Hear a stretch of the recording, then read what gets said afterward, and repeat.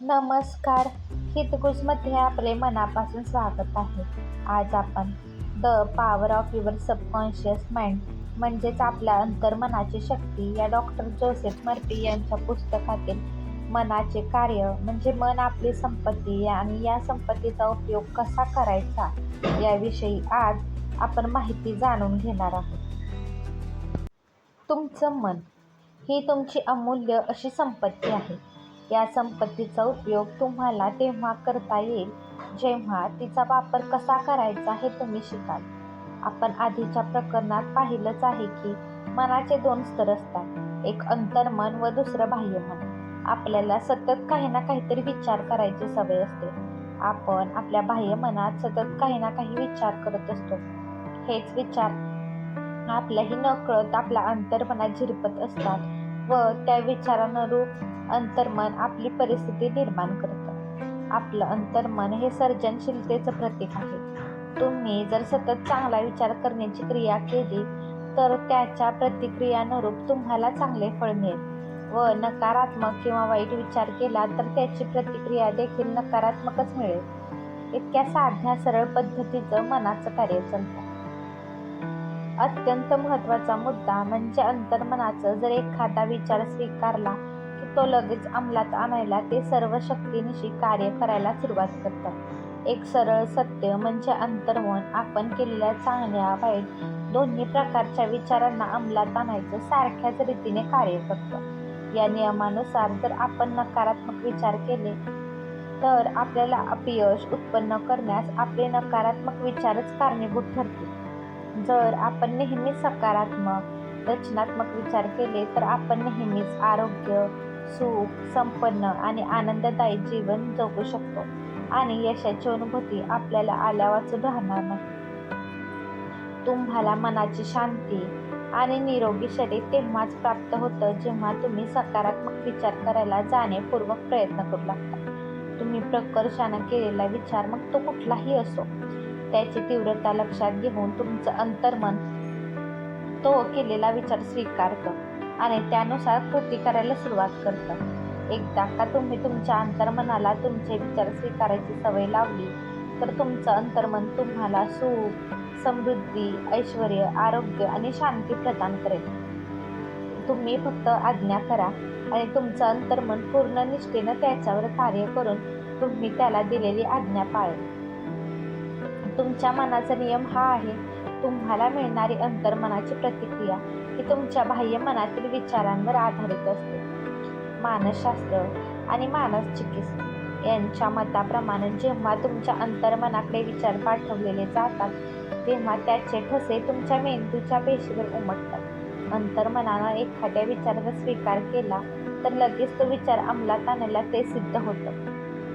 हा हेतू साध्य करण्यासाठी तुम्ही आयुष्यभर जे ज्ञान मिळवलं आहे ते सगळं विचारांच्या सहाय्याने अंतर्मनाद्वारे उपयोगात आणलं जातं. तुमच्यातील अपार शक्ती, ऊर्जा आणि शहाणपण ते हे कार्य सिद्धीस नेण्यासाठी उपयोगात आणतं. आपला मार्ग मोकळा करण्यासाठी ते निसर्गाच्या सर्व नियमांचा अवलंब करतं. काही वेळा समस्यांचं समाधान हे तत्काळ देतं तर काही वेळा त्याला ते समाधान शोधायला त्यावर तोडगा काढायला काही दिवस, काही आठवडे, काही महिने आणि त्याहूनही जास्त वेळ लागू शकतो. तो तोडगा काढण्याचे मनाचे मार्ग अनाकलनीय असतात. आता आपण जाणून घेऊया बाह्य मनातील व अंतर्मनातील फरक. इथं लक्षात ठेवण्यासारखी महत्त्वाची गोष्ट अशी की अंतर्मन व बाह्यमन ही दोन वेगळी वेगळी मनं नसून एकाच मनाची कार्य करण्याची दोन भिन्न भिन्न क्षेत्रे आहेत. तुमचं बाह्यमन हे तार्किक मन आहे. त्याचा वापर तुम्ही घर निवडताना, कपडे निवडताना, एखादं पुस्तक निवडताना, आयुष्याचा जोडीदार निवडताना करता. एकीकडे तुम्ही तुमचे सर्व छोटे नाहीतर खूप मोठे निर्णय तुमच्या बाह्यमनाच्या मदतीने घेता तर दुसरीकडे जाणीवपूर्वक कोणतेही निर्णय न घेता तुमचं अंतर्मन तुमच्या शरीराचे कार्य उत्तम प्रकारे चालवत असते, जसे की हृदयाचे कार्य, रक्ताभिसरण, पचनक्रिया.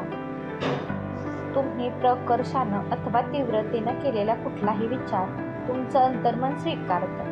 तुमच्या बाह्यमनासारखे ते त्या विचारावर तर्कवितर्क करण्यात वेळ घालवत नाही. तसंच त्या विरोधात वादही घालत नाही. तुमचं अंतर्मन हे अशा जमिनीसारखं आहे जी चांगल्या वाईट सर्व प्रकारच्या बियांचा स्वीकार करतं आणि तुमचे सक्रिय विचार म्हणजे बीज असतात.